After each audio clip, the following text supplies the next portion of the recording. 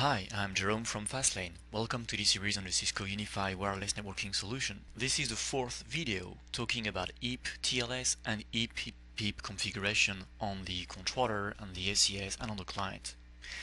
In the third video, we saw how to configure TLS and PIP support on the ACS server. In this video, we're going to configure the client side. As you remember from our first or second video, for TLS support, we need on the client to generate a certificate and have the certificate be signed by the certification authority, then install the certificate on the client.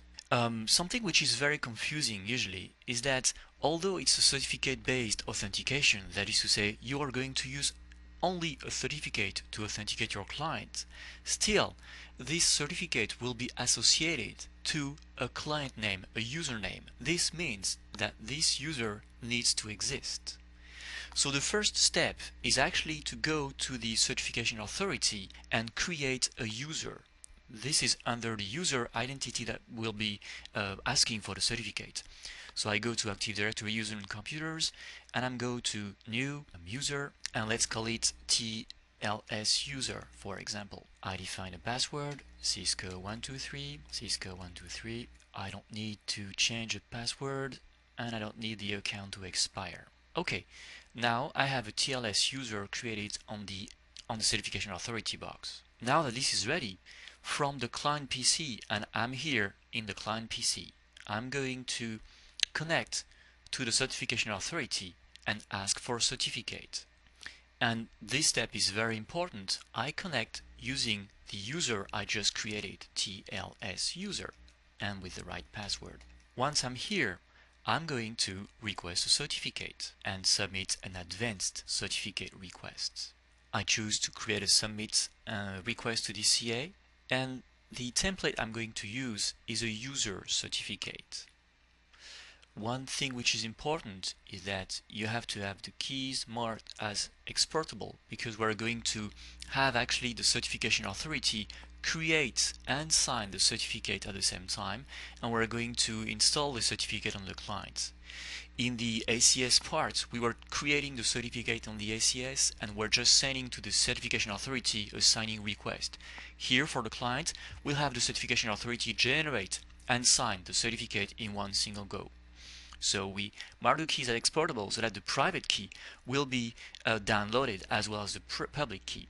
Remember, key size was 1024 max on the ACS, so it's the same here. So I click submit, I say yes, request the certificate, and as auto enrollment is set on my certification authority, the certificate is generated automatically. I can verify that by going back to my certification authority and looking at the issued certificates, and you see I have quite a few of them, but the last one is a TLS user certificate. That's the one I'm just asking for now. So it's been generated, and if I go back to my client, I can directly install this certificate, and certificate is installed. At this step, your client has a certificate, and the certificate is signed by the certification authority. You can actually verify that by going to Tools, Internal Options, and if you go to Content and Certificates, you should see that you have quite a few certificates here, among which I have this TLS user certificate that was just generated minutes ago. And you see it says it has expired or it is not valid yet. The key here is that your certification authority time and your client time have to be consistent. So what you need to check here is if the time is consistent. If it's not, you see typically this kind of message. So how do you get around this issue? Well, you just synchronize the time between your client and the authentication server. I'll double check that before I use this certificate. But at least I see that this certificate is here on my machine. So this client has a certificate, and this certificate has been signed by the certification authority. The next step is that in EAP-TLS, my authentication server, that is to say the Radius, the ACS, is going to send a certificate on its side. And I may decide on the client if I want to trust blindly any certificate sent by the authentication server, or if I want to verify this certificate. If I want to verify the certificate, I need to trust the certification authority that was used to sign the authentication server certificate.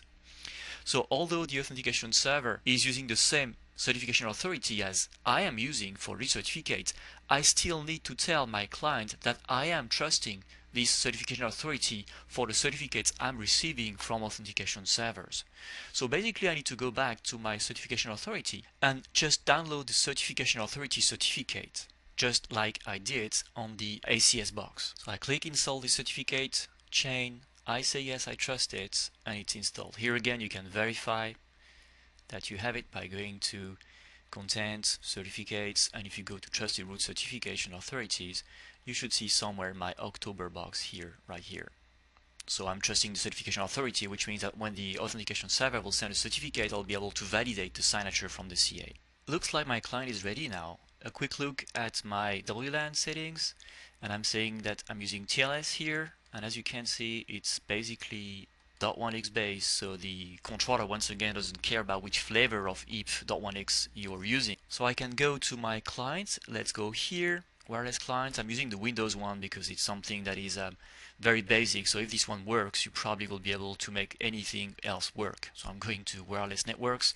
I'm going to create a new profile, which is going to be TLS. Authentication is open, data encryption is web, the key is provided to me automatically, and if I go to authentication, I'm using a .1x system, which is based on the certificates. I don't want to authenticate as a computer, no thank you. And if I go to properties, you can see here I'm using a certificate on this computer. I'm using a simple certificate selection, which is the best feature, and I'm validating server certificates. And if I go down my list here, I should see somewhere October. I'm trusting this certification authority, so when the authentication server will send its certificate, I will be validating the certificate. I will be trusting October certification authority signature. I don't want to care for the certificate, but I want to check this box so that I can check which certificate I want to send myself. So I say use a different name for the connection. OK, and OK, and OK. As soon as I do that, you see that it says click here to select a certificate. I click here, and you see it's only allowing me the LSC or TLS user 1, but not TLS user, and again it's because my certificate was not valid yet. So let's check the certificate validity time. So I go back to Content, Certificates, I check TLS user, and if I say View, and I go to details, and that's the key message. It says that it's going to be valid from October 22nd to 19 p.m. So here you have two ways. The first way is to go back to your certification authority and change the time on the certification authority so that you emit the certificate with the right value, right time, or you can just set the time on your client. So in my case, I'm going to make it simple and just set the time on my client. If you are in a real lab, of course, you may have to change the time on the ACS instead, or sorry, on the certification authority instead, just to make it clean. But if I go back now to my certificates, it should be valid. So TLS user, view, and the certificate now is valid. Perfect. And you see I have a private key for the certificate. Fair enough. So if I go back, click here to select certificates, I have TLS user as one of the valid certificates. I use that certificate, click OK, and I'm immediately connected. Job done. So you see it's pretty easy when you have the right settings. This certificate is the most common issue. Having a wrong certificate type, so verify it's a user certificate. Having the wrong signatures, verify you download the CA keychain. And of course having the wrong certificate time interval, which is what we demonstrated here.